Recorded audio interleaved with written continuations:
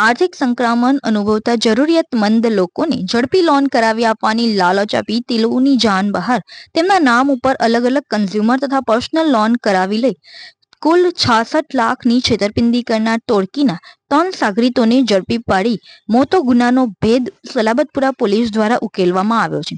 જો કે પકડાયેલા આરોપી વિરુદ્ધ અન્ય શહેરોમાં પણ આ પ્રકારના ગુના દાખલ થયેલા હોવાનું પોલીસ તપાસમાં સામે આવ્યું છે.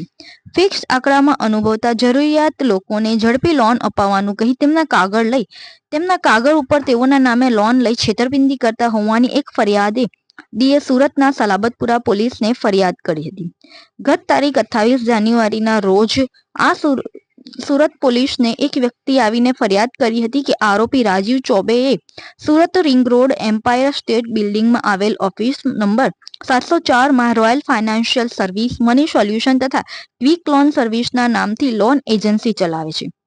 પૈસાની જરૂરિયાતો મને લઈને આ વ્યક્તિને મળતા આ વ્યક્તિએ સસ્તા દરે અને ઝડપી લોન કરી આપવાની અને લોનના હપ્તા કંપની ભરશે તેવી લોભામણી લાલચ આપી હતી. તેમના તથા તેમની પત્નીના નામે અલગ અલગ 13 ફાઇનાન્સ બેંક એપ્લિકેશન મારફત કુલ રૂપિયા 10 લાખની કન્ઝ્યુમર તથા પર્સનલ લોન કરાવી લઈ તેમાંથી રૂપિયા 2 લાખની ગુજરાત પોલીસ રકમના હપ્તા પોતે ભરી બાકીના રૂપિયા 7,98,914ના હપ્તા નહીં ભરી છેતરપિંડી કરી હોવાની અને તે સિવાય અન્ય આશરે 40 જેટલા લોકો સાથે અલગ અલગ કન્ઝ્યુમર તથા પર્સનલ લોન કરાવી લઈ તેમના રૂપિયા નહીં ચૂકવી કુલ રૂપિયા 66 લાખની છેતરપિંડી કરી પોતાની ઓફિસ તથા મોબાઈલ ફોન બંધ કરી નાસી જવા બાબતેની ફરિયાદ મળી હતી. आइसक्रीम हमारे यहाँ रोज चाहिए और वो भी रिफ्रेश के आइसक्रीम मिक्स 5 से ज्यादा वैरायटीज सर्च करो, क्लिक करो, लाइफ को रिफ्रेश करो. આ મામલે સલાબતપુરા પોલીસે તાત્કાલિક ગુનો નોંધી આરોપીઓને પકડી પાડવા માટે અલગ અલગ ટીમો બનાવી કામગીરી શરૂ કરી હતી. આરોપીઓને શોધી કાઢવા માટે ટેકનિકલ અને હ્યુમન સોર્સિસના આધારે વર્કઆઉટમાં હતા. તે દરમિયાન સર્વેલન્સ સ્ટાફના પોલીસ માણસોએ સદર છેતરપિંડીના ગુનામાં સંડોવાયેલ 3 આરોપીઓને ઝડપી પાડી તેઓના વિરુદ્ધ આગળની કાયદેસરની કાર્યવાહી હાથ ધરી છે. સ્ટેશન ખાતે એક ગુનો નોંધવામાં આવ્યો છે.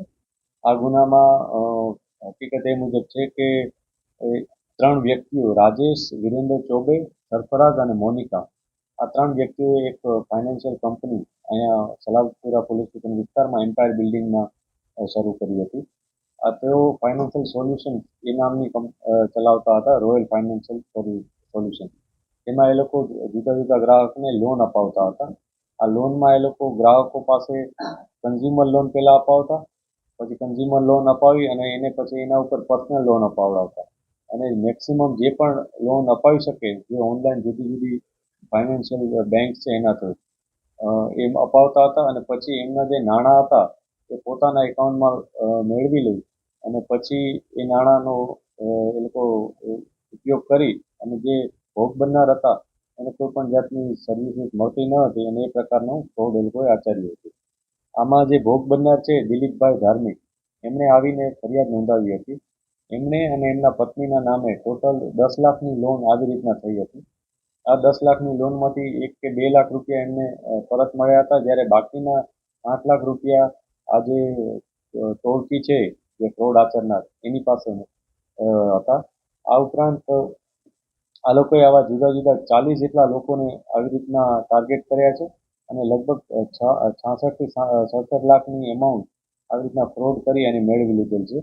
આમાં એ લોકો એક વિશેષ પ્રકારની એમો વાપરતા હતા કે જેમાં પેમ્પલેટ એ લોકો વેચતા હતા. પેમ્પલેટમાં એ લોકો પોતાની જે સર્વિસીસ છે એનો ઉલ્લેખ કરી અને લોકોને પોતા સુધી પહોંચાડતા હતા. એના સુધી જે લોકો પહોંચે એ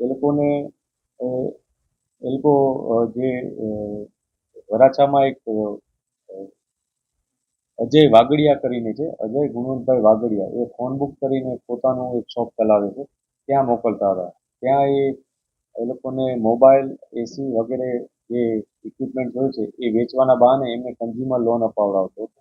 પછી ફોટો પડાવી અને કન્ઝ્યુમર લોન માટેની જે એમાઉન્ટ હતી એ અજયના ખાતામાં જતું રહેતું હતું અને આ લોન પછી જે ગ્રાહક હતા એને કોઈ વસ્તુ આપતા ન હતા, પરંતુ જે વસ્તુ જે ગ્રાહકના નામે લીધી હતી એ વસ્તુ બીજા કોઈને વેચી દેતા હતા. આ બીજો કોઈ એટલે એમનો જ પરિચિત વ્યક્તિ જે રાજુભાઈ આહિર ઉર્ફે મામા કરીને છે એને વેચતા હતા અને એ રાજુ અન્ય કોઈ વ્યક્તિઓને જે સામાન્ય ગ્રાહકો હોય અન્ય એને વેચી દેતો હતો સસ્તા ભાવે.